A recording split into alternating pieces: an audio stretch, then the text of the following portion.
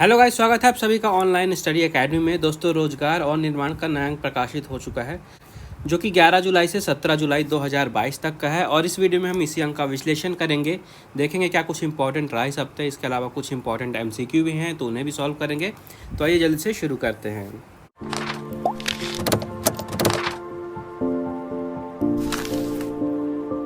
सबसे पहले यहाँ पे देखते हैं कुछ करंट अफेयर्स, तो जिसमें सबसे पहले नाम है श्री राहुल नार्वेकर जी का। तो ये देश के सबसे युवा स्पीकर बने हैं, तो पहली बार विधायक बने हैं ये श्री राहुल नार्वेकर जी। इनको महाराष्ट्र विधानसभा का अध्यक्ष चुना गया है और इस पद को संभालने वाले ये देश के सबसे कम उम्र के व्यक्ति बन गए हैं।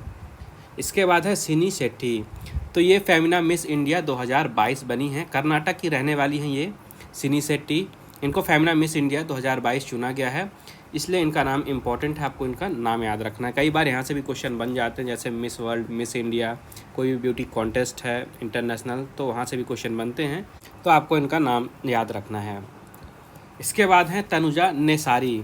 तो ये यूके की संसद के द्वारा इन्हें आयुर्वेद रत्न पुरस्कार से सम्मानित किया गया है। तो अखिल भारतीय आयुर्वेद संस्थान यानी कि AIIA की निदेशक हैं ये तनुजा नेसारी, और इनको यूके की संसद द्वारा आयुर्वेद रत्न पुरस्कार से सम्मानित किया गया है। तो सर्वदलीय संसदीय समूह ने भारत और विदेशों में जो आयुर्वेद है इसके विकास को बढ़ावा देने के लिए जो इनका योगदान है तनुजा नेसारी जी का, इनके योगदान को मान्यता देते हुए ये पुरस्कार इन्हें प्रदान किया है। इसके बाद है रवि शास्त्री।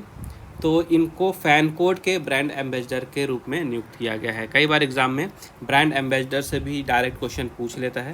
क्वेश्चन किसी भी तरीके से पूछा जा सकता है, या तो आपको पर्सनालिटी का नाम दे दिया जाएगा, पूछा जाएगा कि अभी हाल ही में इन्हें किस ब्रांड का ब्रांड एम्बेसडर नियुक्त किया गया है, या तो आपको ब्रांड का नाम दे देगा और सीधे पूछ लेगा कि इस ब्रांड ने अभी हाल ही में किसे अपना एम्बेसडर नियुक्त किया है। तो आपको याद रखना है कि फैन कोड का ब्रांड एम्बेसडर बने हैं रवि शास्त्री जी। आगे यहाँ पे HCL टेक्नोलॉजीज़। तो Microsoft partner of the year award से सम्मानित हुई है अभी HCL टेक्नोलॉजीज़। ठीक है, आज के एडिशन में काफ़ी सारे अवार्ड्स के क्वेश्चन आपको मिल जाएंगे, अवार्ड से भी क्वेश्चन बनते हैं काफ़ी ज़्यादा। तो HCL टेक्नोलॉजीज़ को Microsoft partner of the year awards 2022 में माइक्रोसॉफ्ट टेक्नोलॉजी पर आधारित ग्राहक समाधानों के नवाचार और कार्यान्वयन के लिए मान्यता दी गई है।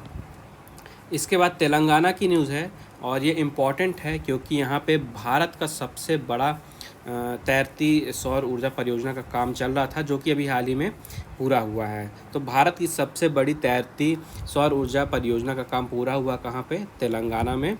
तो ये जो परियोजना है ये है NTPC की। ठीक है, तो NTPC की ये परियोजना याद रखिएगा। और तेलंगाना के रामागुंडम में इस परियोजना को पूरा किया गया है, जिसकी जो क्षमता है ये 100 मेगावाट बिजली प्रदान करने की क्षमता इसकी है, तो आपको ये भी याद रखना है। तो इसी के साथ ही दक्षिण भारत में तैरती सौर जो क्षमता है इसका वाणिज्यिक उत्पादन बढ़ के 217 मेगावाट हो गया है। इसके बाद है टी राजा कुमार। तो सिंगापुर के टी राजा कुमार हैं, इनको मनी लॉन्ड्रिंग विरोधी निगरानी संस्था financial action task force FATF आपने नाम सुना होगा, फाइनेंशियल एक्शन टास्क फोर्स। तो इनके नए अध्यक्ष बन गए हैं टी राजा कुमार। आपको नाम याद रखना है, सिंगापुर के हैं ये याद रखना है, और FATF, ये 3 पॉइंट आपको याद रखना है। इसके बाद हैं अशोक सूता। तो ये CII गुणवत्ता रत्न पुरस्कार 2021 के लिए चुने गए हैं। तो हैप्पीएस्ट माइंड टेक्नोलॉजीज एक फर्म है, इसके संस्थापक और कार्यकारी अध्यक्ष हैं अशोक सूता जी। इनको CII गुणवत्ता रत्न पुरस्कार 2021 के लिए चुना गया है। इसके बाद है संदीप कुमार गुप्ता के बारे में न्यूज़ है कि ये गेल इंडिया के नए चेयरमैन एवं प्रबंध निदेशक बनने वाले हैं। तो इंडियन ऑयल कॉरपोरेशन यानी कि IOC में वित्त निदेशक हैं ये संदीप कुमार गुप्ता। ये गेल इंडिया लिमिटेड के प्रमुख बनने वाले हैं, नए चेयरमैन और नए प्रबंध निदेशक बनेंगे वहाँ के। इसके बाद है श्री नितिन गुप्ता जी। तो ये केंद्रीय प्रत्यक्ष कर बोर्ड के चेयरमैन नियुक्त हुए हैं। तो भारतीय राजस्व सेवा यानी कि IRS के अधिकारी हैं ये नितिन गुप्ता जी। इनको केंद्रीय प्रत्यक्ष कर बोर्ड यानी कि CBDT का नया चेयरमैन इन्हें नियुक्त किया गया है। तो CBDT के नए चेयरमैन बने हैं श्री नितिन गुप्ता जी। आगे यहाँ पे उड़ीसा की न्यूज़। तो उड़ीसा की जो सरकार है उसको राष्ट्रीय एमएसएमई पुरस्कार में प्रथम पुरस्कार दिया गया है। तो सूक्ष्म, लघु और मध्यम उद्यम यानी कि MSME, micro, small and medium enterprises जिसे कहा जाता है। तो एमएसएमई विभाग ने राष्ट्रीय एमएसएमई पुरस्कार 2022 में जो है तो उड़ीसा सरकार को प्रथम पुरस्कार दिया है। एक्चुअली में जो क्वेश्चन है वो ऐसे बन सकता है कि अभी हाल ही में एमएसएमई विभाग ने राष्ट्रीय एमएसएमई पुरस्कार 2022 से किस राज्य को सम्मानित किया है, तो आपका आंसर होगा वहाँ पे उड़ीसा। फिर है मुकेश अंबानी। तो मुकेश अंबानी आप सभी को पता है रिलायंस जियो के डायरेक्टर पद पे थे। तो हाल ही में इन्होंने रिलायंस जियो, ध्यान से सुनिएगा, रिलायंस नहीं, रिलायंस जियो के डायरेक्टर पद से इस्तीफ़ा दिया है मुकेश अंबानी। इनकी जगह अब इनके बड़े बेटे जो हैं आकाश अंबानी, इनको बोर्ड का नया चेयरमैन बना दिया गया है रिलायंस जियो का। फिर यहाँ पे सीबीएसई की न्यूज़ है। तो यहाँ पे एक पोर्टल लॉन्च किया गया है विद्यार्थियों के लिए सीबीएसई के द्वारा। जो केंद्रीय माध्यमिक शिक्षा बोर्ड है सीबीएसई, इन्होंने विद्यार्थियों की सुविधा के लिए एक पोर्टल लॉन्च किया जिसका नाम है परीक्षा संगम। तो इस टाइप के जो क्वेश्चन है इसमें आपको पोर्टल या ऐप है, कोई वेबसाइट है, कोई सर्वर है, तो सबसे इम्पोर्टेंट उनका नाम होता है। तो आपको पोर्टल का नाम याद रखना है। परीक्षा संगम पोर्टल लॉन्च किया गया है किसके द्वारा? सीबीएसई के द्वारा। फिर यहाँ पे जो नाटो के देश हैं इन्होंने स्वीडन और फिनलैंड के लिए परिग्रहण प्रोटोकॉल पर हस्ताक्षर किए हैं। तो नाटो के जो 30 सहयोगी देश हैं इन्होंने स्वीडन और फिनलैंड के लिए परिग्रहण प्रोटोकॉल पर हस्ताक्षर कर दिए हैं। और अब इसके बाद होगा क्या, इससे होगा क्या हस्ताक्षर के बाद, कि जो दोनों देश हैं यानी कि स्वीडन और फिनलैंड है, इनकी जो भी नाटो में सदस्यता है उसके संबंधी जो भी अनुरोध हैं इनको मंजूरी के लिए गठबंधन की राजधानियों को भेजा जाएगा। मतलब कि सीधी बात कर सकते हैं कि जो स्वीडन और फिनलैंड है ये नाटो के सदस्य बनना चाहते थे, मैंने रिसेंट के वीडियोज़ में आपको बताया था। तो उसी की ओर एक और कदम आगे बढ़ा दिया गया है, मतलब कि एक प्रोसेस लगभग कंप्लीट हो चुकी है। इसके बाद है मैरीना वियाजोव्स्का। मैरीना वियाजोव्स्का, तो ये फील्ड्स मेडल से सम्मानित होंगी। ये यूक्रेन की एक्चुअली में गणितज्ञ हैं मैरीना वियाजोव्स्का। इनको प्रतिष्ठित फील्ड्स मेडल से सम्मानित करने की घोषणा की गई है। इसके अलावा यहाँ पे देखिए मिशेल पूनावाला हैं। तो इनको शिरोमणि पुरस्कार से सम्मानित किया गया अभी हाल ही में। तो कला के क्षेत्र में इनके योगदान के लिए यूनाइटेड किंगडम ने NRI वर्ल्ड समिट 2022 में शिरोमणि पुरस्कार दिया है मिशेल पूनावाला को। इसके बाद है येर लैपिड। येर लैपिड न्यूज़ में है क्योंकि ये इजराइल के नए प्रधानमंत्री बने हैं। तो इजराइल के 14th नंबर के प्रधानमंत्री के रूप में अभी हाल ही में येर लैपिड को चुना गया है। इनका कार्यकाल अब 5 महीने का ही होगा एक्चुअली में। 1 नवंबर को जो चुनाव होने वाले हैं इजराइल में, वहाँ पे नए प्रधानमंत्री चुने जाएंगे। तब तक के लिए अभी 5 महीने के लिए नए प्रधानमंत्री चुने गए हैं येर लैपिड। इसके बाद DRDO की न्यूज़ है, यानी कि रक्षा अनुसंधान एवं विकास संगठन। इन्होंने कर्नाटक के चित्रदुर्ग में स्वदेश में विकसित मानव रहित लड़ाकू विमान का सफल परीक्षण किया है।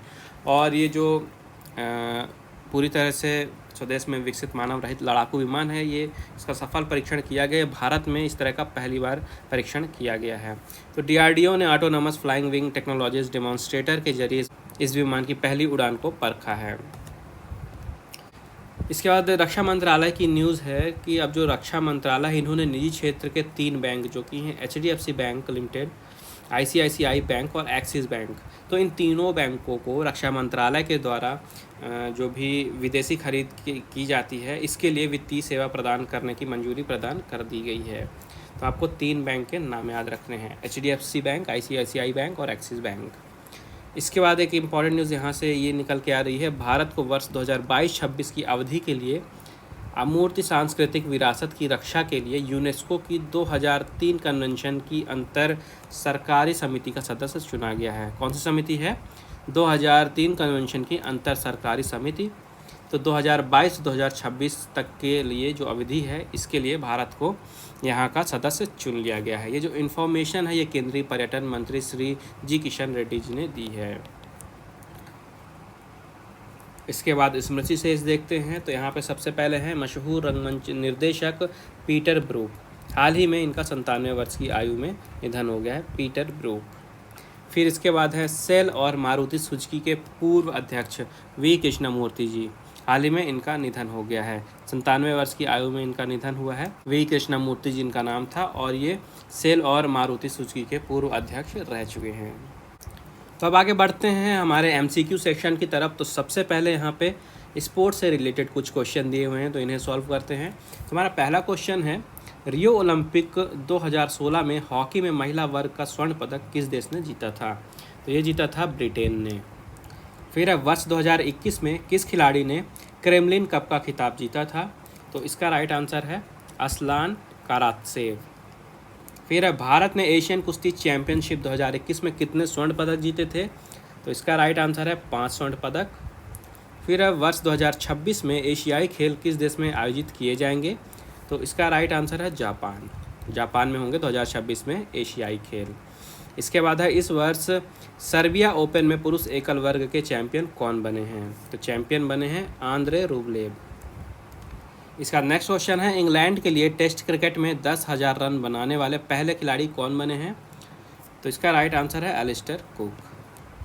फिर T20 अंतर्राष्ट्रीय क्रिकेट में सबसे ज़्यादा रन बनाने वाली महिला क्रिकेटर कौन है? तो ये हैं सूजी बेट्स।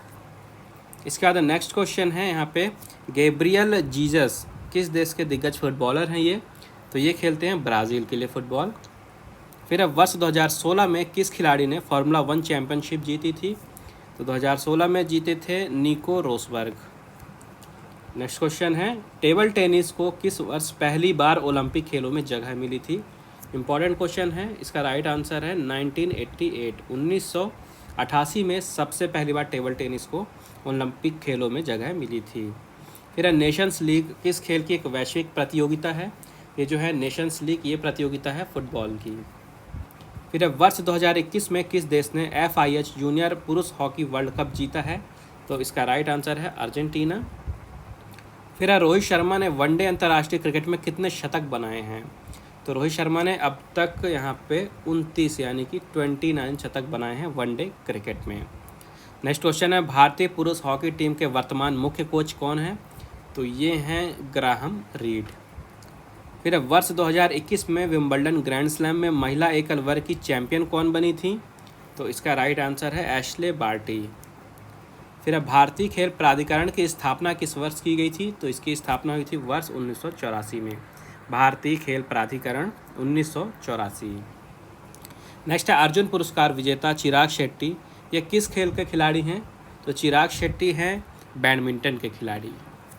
फिर इनमें से कौन सा खेल विंटर ओलंपिक 2022 में शामिल नहीं था? तो इसका राइट आंसर है जिम्नास्टिक।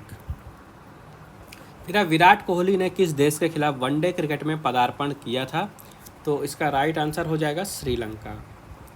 नेक्स्ट है, प्रमोद भगत ने किस वर्ष पैरा बैडमिंटन वर्ल्ड चैंपियनशिप में स्वर्ण पदक जीता है? तो इसका राइट आंसर हो जाएगा आपका वर्ष 2019 में। नेक्स्ट क्वेश्चन है, भाला फेंक खिलाड़ी एंडरसन पीटर्स किस देश का प्रतिनिधित्व करते हैं ये? तो ये प्रतिनिधित्व करते हैं ग्रेनेडा का। फिर टोक्यो ओलंपिक में किस देश ने कुश्ती में सबसे ज़्यादा स्वर्ण पदक जीते हैं? तो इसका राइट आंसर हो जाएगा जापान। फिर इनमें से किस देश ने अब तक ICC T20 वर्ल्ड कप नहीं जीता है? ध्यान से सुनिएगा, नहीं जीता है पूछ रहा है। तो अब तक दक्षिण अफ्रीका ने T20 विश्व कप नहीं जीता है। फिर अब वर्ष 1986 में किस देश ने फीफा वर्ल्ड कप का खिताब जीता था? तो इसका राइट आंसर हो जाएगा अर्जेंटीना। और आखिरी क्वेश्चन है, वर्ष 2022 में Laureus world sports women award जीतने वाली महिला खिलाड़ी कौन हैं? तो ये हैं एलिन थॉम्सन हेरा। इसके बाद राजनीति विज्ञान के कुछ क्वेश्चन हैं, इन्हें देखते हैं। तो पहला क्वेश्चन है, कांग्रेस की पूर्ववर्ती संस्थाओं के अस्तित्व में आने से संबंधित वर्षों को जो यहाँ पे जोड़ी दी गई है उनमें से हमें गलत जोड़ी चुनना है। तो सबसे पहले देखिए, ब्रिटिश इंडियन सोसाइटी 1851, पूना सार्वजनिक सभा 1873, इंडियन एसोसिएशन 1876 और मद्रास महाजन सभा 1884। तो हमें इसमें गलत जोड़ा चुनना है। तो यहाँ पे देखिए, पूना सार्वजनिक सभा 1873 दिया हुआ है, ये गलत जोड़ी है। फिर भारत में स्थानीय स्वशासन का जनक किसे माना जाता है? तो ये हैं लॉर्ड रिपन, इनको भारत में स्थानीय स्वशासन का जनक माना जाता है। फिर है, जलियांवाला बाग हत्याकांड सन 1919 में किस तिथि को हुआ था? तो ये हुआ था 13 अप्रैल 1919 को। नेक्स्ट है, धार्मिक स्वतंत्रताओं से संबंधित प्रावधानों का उल्लेख किन अनुच्छेदों में वर्णित है? तो इसका राइट आंसर हो जाएगा अनुच्छेद 25 से 28 तक। फिर है, प्लेटो का गुरु कौन था? तो प्लेटो के गुरु थे सुकरात। फिर है जून 2022 में G7 की शिखर सम्मेलन कहाँ संपन्न हुआ अभी, तो ये संपन्न हुआ है जर्मनी में। फिर है जो लोग यह कहते हैं कि धर्म का राजनीति से कोई लेना देना नहीं है, वे धर्म का अर्थ ही नहीं जानते। वास्तव में धर्म के बिना राजनीति कूड़ा कचरा है। आपको बताना है कि ये कथन किसका है, तो ये कथन है महात्मा गांधी जी का। फिर है राज्य व्यवस्था में जनमत संग्रह को महत्व कहाँ दिया जाता है, तो ये होता है आपके स्विट्जरलैंड में। फिर है प्रशासन का अर्थ कार्य करना नहीं अपितु कार्य कराना है। ये कथन किससे संबंधित है, तो ये संबंधित है प्रबंधकीय दृष्टिकोण से। फिर है किस समाचार पत्र या पत्रकार ने कैबिनेट मिशन को भारत का भविष्य बिगाड़ने हेतु ब्रिटेन द्वारा प्रस्तुत योजना कहा था, तो इसका राइट आंसर है फ्री प्रेस जनरल ने। फिर अनुच्छेद 49 किससे संबंधित है, तो ये संबंधित है राष्ट्रीय स्मारकों के संरक्षण से। फिर है किस प्रधानमंत्री की पहल पर दक्षिण सहयोग की शुरुआत हुई थी, तो इसका राइट आंसर है इंदिरा गांधी जी। इनकी पहल पर दक्षिण सहयोग की शुरुआत की गई थी। फिर है वेलफेयर स्टेट, इस शब्द का सर्वप्रथम प्रयोगकर्ता कौन है, यानी कि सबसे पहले शब्द का प्रयोग किसने किया था वेलफेयर स्टेट का, तो ये है आर्क बिशप टेम्पल जी के द्वारा इसका सबसे पहले प्रयोग किया गया था। फिर यहाँ पे 4 ऑप्शन है, आपको बताना है इनमें से असत्य कौन सा है। भारत ने न्यायिक पुनरावलोकन की व्यवस्था सोवियत संघ से ली है, ये कथन गलत है, असत्य है। नेक्स्ट है इनमें से कौन सी रचना प्रधानमंत्री नरेंद्र मोदी जी की नहीं है, तो यहाँ पे जो शिक्षा दीक्षा है ये रचना नरेंद्र मोदी जी की नहीं है। फिर है आज का भारत, इसकी लेखिका कौन है, तो इसकी लेखिका है रजनी पामदत्त। फिर है किस संविधान संशोधन द्वारा संघीय एवं राज्य मंत्रिमंडल का आकार निश्चित कर दिया गया है कि अब लोक या विधानसभा के कुल सदस्य संख्या के 15% से अधिक सदस्य मंत्री नहीं बनाए जाएंगे, तो इसका राइट आंसर है 91वें संविधान संशोधन के द्वारा। फिर इंदिरा गांधी सरकार ने कितने बार अविश्वास प्रस्तावों का सामना किया था, तो इसका आंसर हो जाएगा 15 बार। फिर है अगला क्वेश्चन, संविधान के किस भाग में आपातकालीन उपबंध वर्णित है, तो इसका आंसर हो जाएगा 18वें में। फिर है मध्य प्रदेश से लोकसभा हेतु निर्वाचित होने वाले सदस्यों की संख्या कितनी है, तो इसका राइट आंसर है 29। फिर यहाँ पे देखिए हमें गलत जोड़ी चुनना है, जिसमें एक तरफ संधि समझौता है, दूसरा तरफ कार्यक्षेत्र और विषय दिया हुआ है। तो इसमें देखिए जो मॉन्ट्रियल समझौता है और इसका विषय दिया गया है वैश्विक अर्थव्यवस्था, ये जोड़ी गलत है। फिर है गंडक नदी समझौता किसके मध्य में हुआ है, तो गंडक नदी समझौता हुआ है भारत और नेपाल के मध्य में। फिर है कास्ट इन इंडियन पॉलिटिक्स, इसके लेखक कौन हैं, तो इसके लेखक हैं रजनी कोठारी। नेक्स्ट है किस वर्ष 31वें संविधान संशोधन द्वारा लोकसभा के सदस्यों की संख्या 525 से बढ़ाकर 545 कर दी गई थी, इसका आंसर है 1973 में। ठीक है, 1973 इसका राइट आंसर है। फिर है लोक प्रशासन और निजी प्रशासन किन बातों में समान है, तो इसका आंसर हो जाएगा योजना बनाना, ये भी कर्मचारियों में समन्वय, ये भी और हिसाब किताब रखना, तो उपरोक्त तीनों इसका राइट आंसर हो जाएगा।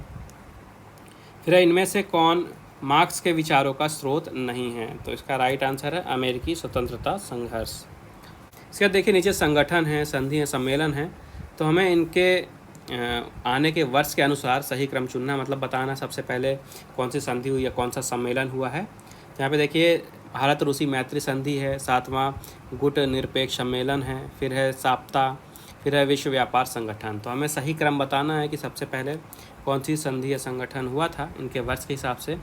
तो देखते हैं इसका राइट आंसर क्या होगा। तो यहाँ पे देखिए सबसे पहले होगा भारत रूस मैत्री संधि, फिर होगा 7वां गुट निरपेक्ष सम्मेलन, इसके बाद आएगा विश्व व्यापार संगठन और इसके बाद आएगा साप्टा। 1 2 4 3 यानी कि ऑप्शन नंबर ए हमारा राइट आंसर है। फिर है निम्नलिखित क्रांतियों के नारों में से सही कौन सा नहीं है, हमें ये बताना है। तो इसमें से जो आपका चीनी क्रांति, राष्ट्रीयता, राजतंत्र एवं प्रभुता है, ये पेयर जो है ये गलत है। फिर अमेरिका में विदेशी सहायता अधिनियम कब पारित हुआ था, तो ये पारित हुआ था 1961 में। फिर है वह भारतीय प्रधानमंत्री जिसने कभी भी चीन की यात्रा नहीं की, कौन है वो, तो ये हैं श्रीमती इंदिरा गांधी जी, इन्होंने कभी भी चीन की यात्रा नहीं की। फिर 8वीं अनुसूची किससे संबंधित है? तो ये संबंधित है भाषाओं के संरक्षण से। फिर भारतीय विदेश नीति की विशेषता क्या नहीं है? जो 4 ऑप्शन दिए गए हैं उनमें से, तो तटस्थता ये विशेषता नहीं है भारतीय विदेश नीति की। फिर राष्ट्रपति पर महाभियोग चलाए जाने की प्रक्रिया का उल्लेख किस अनुच्छेद में दिया गया है? तो ये दिया गया अनुच्छेद 61 में। फिर है आवश्यकता अनुसार तदर्थ यानी कि एडहॉक न्यायाधीशों की नियुक्ति की जाती है। कहाँ पे की जा सकती है इनकी नियुक्ति? तो इनकी नियुक्ति की जाती है मात्र उच्चतम न्यायालय में, इसके अलावा कहीं इनकी नियुक्ति नहीं की जा सकती। फिर अब भारत में किस समिति आयोग ने भ्रष्टाचार निवारण के लिए न्यूजीलैंड की शैली पर आधारित संसदीय आयुक्त की नियुक्ति की सिफारिश की थी? तो इसका राइट आंसर हो जाएगा संथानम समिति ने। इसके बाद नेक्स्ट क्वेश्चन है आपका, प्राक्कलन समिति में कुल कितने सदस्य होते हैं? तो यहाँ पे सदस्य होते हैं कुल 30। फिर है फ्रांस की सरकारी फ़ाइल को क्या कहा जाता है? तो जो फ्रांस की सरकारी फ़ाइल है इसको कहा जाता है येलो बुक। फिर है कोलंबो प्रस्ताव 1962 किससे संबंधित है?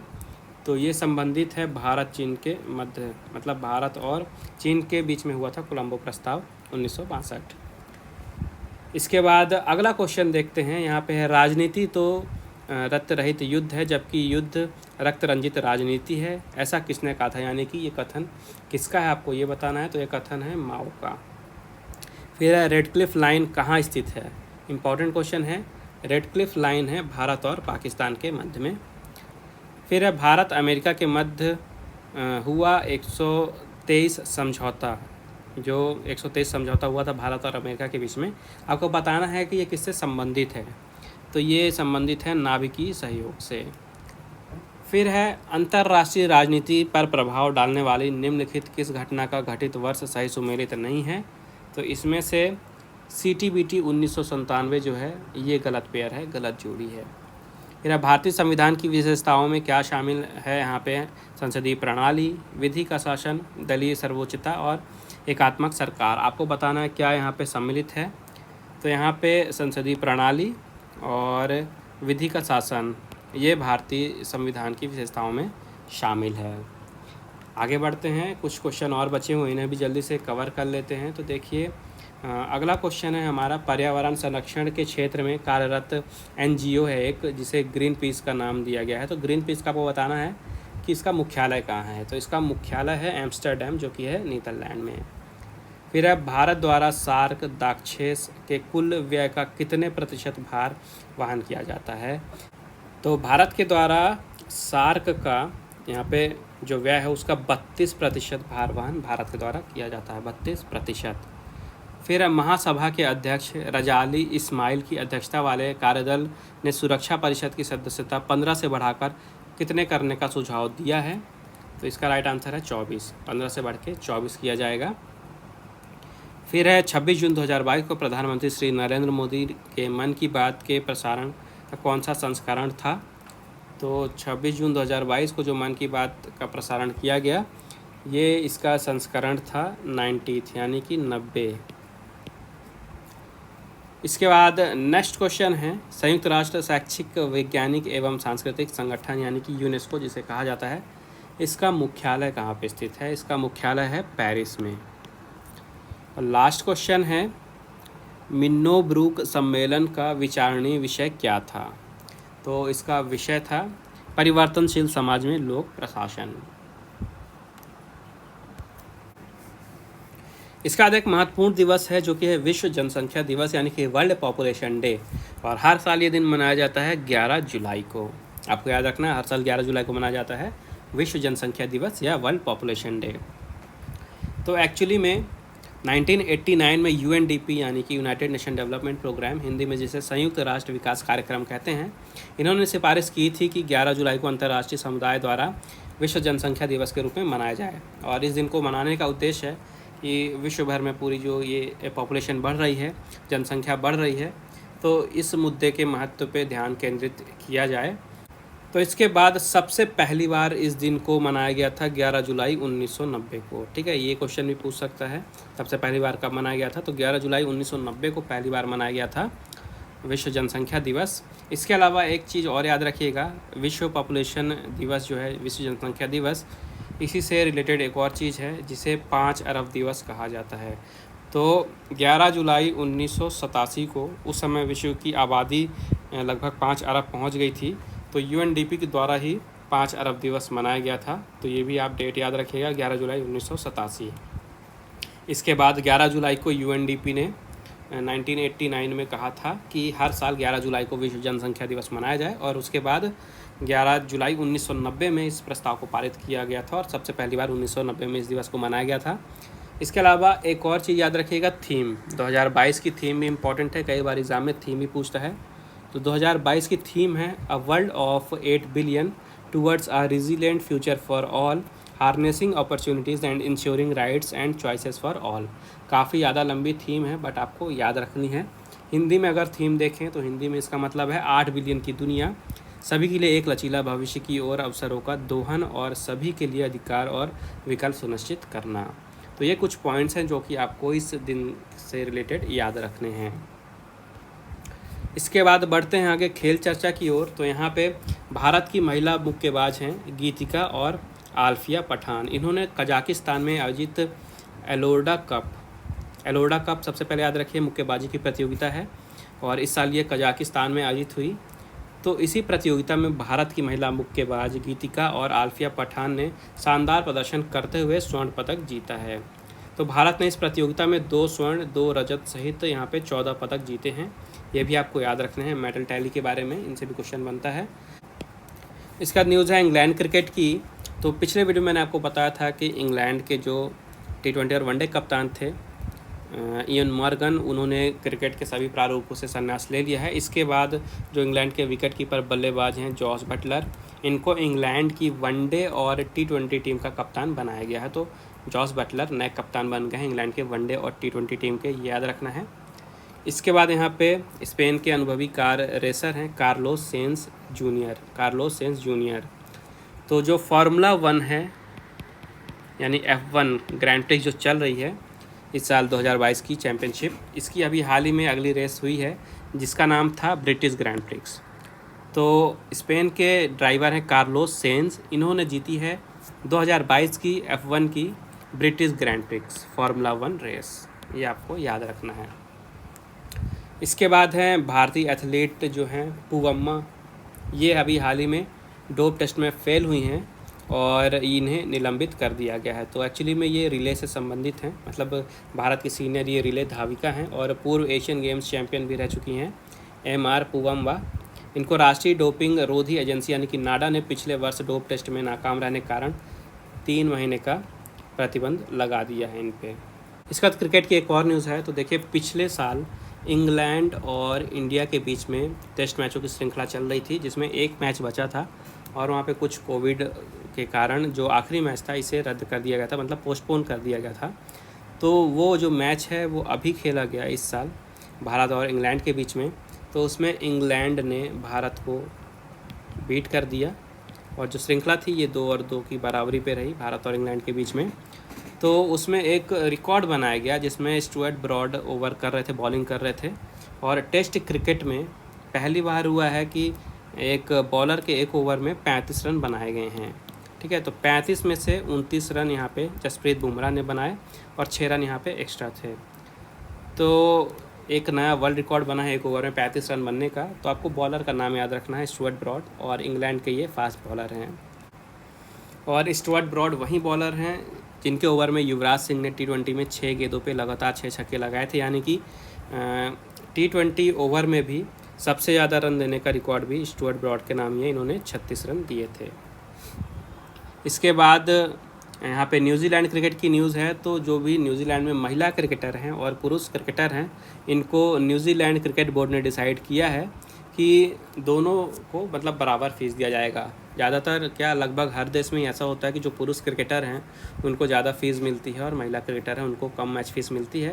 लेकिन न्यूजीलैंड में जो महिला क्रिकेट है इनको बढ़ावा देने के लिए वहाँ के क्रिकेट बोर्ड ने डिसाइड किया है कि पुरुष क्रिकेटर और महिला क्रिकेटर दोनों को समान मैच फीस दिया जाएगा। इसके बाद नीरज चोपड़ा की न्यूज़ है। नीरज चोपड़ा तो आप सभी को याद ही होंगे, इन्होंने ओलंपिक में स्वर्ण पदक दिलाया था भारत को टोक्यो ओलंपिक में। तो इन्होंने फिर से एक बार अपना नेशनल रिकॉर्ड तोड़ा है भाला फेंक कॉम्पिटिशन में। एक्चुअली में स्टॉकहोम में डायमंड लीग चैम्पियनशिप चल रही थी, जहाँ पे नीरज ने 89.94 मीटर लंबा थ्रो किया और इन्होंने अपना ही नेशनल रिकॉर्ड तोड़ा है। इसके पहले 14 जून को मैंने आपको बताया था पावो नूरमी गेम्स हुआ था, यहाँ पे इन्होंने 89.03 मीटर लंबा थ्रो किया था और इन्होंने अपना नेशनल रिकॉर्ड बनाया था नया। एक बार फिर से इन्होंने अपना थ्रो बढ़ाया है आगे, अपना ही नेशनल रिकॉर्ड तोड़ा है, नया रिकॉर्ड हो गया 89.94 मीटर का। हालांकि इस टूर्नामेंट में इन्हें सिल्वर मेडल ही मिला, दूसरे नंबर पे थे ये, लेकिन न्यूज़ ये है कि इन्होंने अपना नया नेशनल रिकॉर्ड बनाया है। इसके बाद बैडमिंटन की बात करते हैं तो कुआलालंपुर में खेला जा रहा था बैडमिंटन का एक टूर्नामेंट जो है मलेशिया ओपन बैडमिंटन टूर्नामेंट। तो पुरुष के एकल वर्ग में बात करते हैं तो डेनमार्क के दिग्गज बैडमिंटन खिलाड़ी हैं विक्टर एक्सेल्सन। इन्होंने मलेशिया ओपन बैडमिंटन टूर्नामेंट का खिताब जीता है पुरुषों में बात किया जाए एकल वर्ग में। वहीं महिलाओं के एकल वर्ग में बात किया जाए तो थाईलैंड की रत्चानोक इंतानोन, थाईलैंड की हैं ये रत्चानोक इंतानन, इन्होंने महिलाओं के एकल वर्ग में इस टूर्नामेंट को जीता, मलेशिया ओपन बैडमिंटन टूर्नामेंट।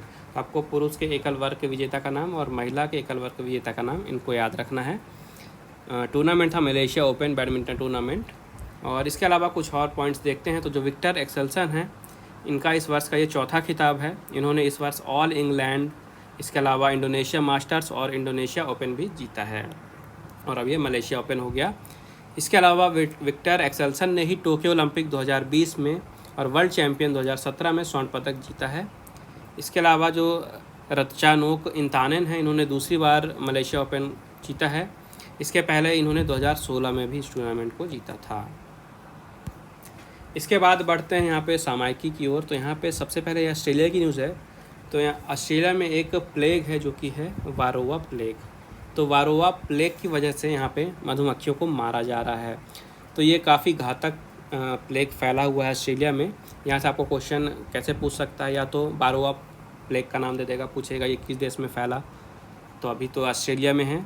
इसके अलावा आपसे ये पूछ सकता है कि अभी हाल ही में किस प्लेग की वजह से ऑस्ट्रेलिया में मधुमक्खियों को मारा जा रहा है, तो इसका आंसर हो जाएगा वारोवा प्लेग। तो क्वेश्चन कैसे भी पूछा जा सकता है घुमा फिरा के। तो ऑस्ट्रेलिया में इस प्लेग के फैलने के बाद लगभग यहाँ पे 60 लाख से अधिक मधुमक्खियों को मारा गया है। इसके बाद यहाँ पे हैं एयर मार्शल AP सिंह। तो एयर मार्शल AP सिंह ने 1 जुलाई 2022 को सेंट्रल एयर कमांड में air officer commanding in chief का पदभार ग्रहण किया है। काफ़ी इंपॉर्टेंट क्वेश्चन है, डिफेंस से क्वेश्चन बनते हैं अपॉइंटमेंट्स के। तो एयर मार्शल AP सिंह अब बन गए हैं air officer commanding in chief, इन्होंने अपना पदभार ग्रहण कर लिया है। इसके बाद एक यहाँ पे इटली की न्यूज़ है। तो इटली का जो वेनिस शहर है, तो अगले वर्ष जनवरी से यहाँ पे जो भी टूरिस्ट आएंगे उन पे प्रवेश शुल्क इन्होंने कंपलसरी कर दिया, अनिवार्य कर दिया। मतलब कि अगर आप इटली के वेनिस शहर में घूमने जा रहे हैं तो आपको वहाँ पे जाने के लिए एंट्री फीस देना पड़ेगा, प्रवेश शुल्क देना पड़ेगा, और ये कंपलसरी होगा अगले साल जनवरी से। और ऐसा करने वाला ये पूरे विश्व का पहला शहर बनेगा। ठीक है, तो यहाँ से आपको नाम याद रखना है वेनिस। आपसे क्वेश्चन पूछ सकता है कि पूरे विश्व भर में कौन सा पहला शहर बना है जहाँ पे पर्यटकों के लिए प्रवेश शुल्क अनिवार्य किया गया है, तो आपका आंसर होगा वेनिस। और वेनिस कहाँ पे है? ये है इटली में। तो आज के वीडियो में बस इतना ही। आई होप आपको वीडियो पसंद आई होगी। अगर आपको वीडियो यूज़फुल लगे तो प्लीज़ वीडियो को लाइक ज़रूर करिएगा, ज़्यादा से ज़्यादा शेयर कीजिए अपने दोस्तों के साथ। और अगर आपने अभी तक चैनल को सब्सक्राइब नहीं किया है तो सब्सक्राइब करके बेल आइकन ज़रूर दबा दीजिएगा, ताकि जैसा ही अगला अंक प्रकाशित हो और उसकी वीडियो आए सबसे पहले आपको नोटिफिकेशन मिल जाए। इसके अलावा ऑनलाइन स्टडी अकेडमी को आप टेलीग्राम पे भी ज्वाइन कर सकते हैं, जहाँ पे आपको daily current affair, vocab, daily GK, अलग अलग न्यूज़पेपर की मैगज़ीन, जैसे कि यहीं न्यूज़पेपर हो गया, इसकी PDF भी आपको टेलीग्राम पे मिल जाएगी। तो काफ़ी सारी चीज़ें आपको इस आपके एग्ज़ाम के पॉइंट ऑफ व्यू से रिलेटेड जो भी इंपॉर्टेंट है वो आपको टेलीग्राम पे एक ही जगह पे मिल जाएंगी ईजिली। तो मेक श्योर वहाँ पे भी ज़रूर ज्वाइन करिएगा। टेलीग्राम चैनल की जो लिंक है आपको डिस्क्रिप्शन बॉक्स में मिल जाएगी, आप वहाँ से ज्वाइन कर सकते हैं। बाकी मिलते हैं अगले अंक के प्रकाशन के बाद नेक्स्ट वीडियो में। तब तक के लिए take care and thank you guys.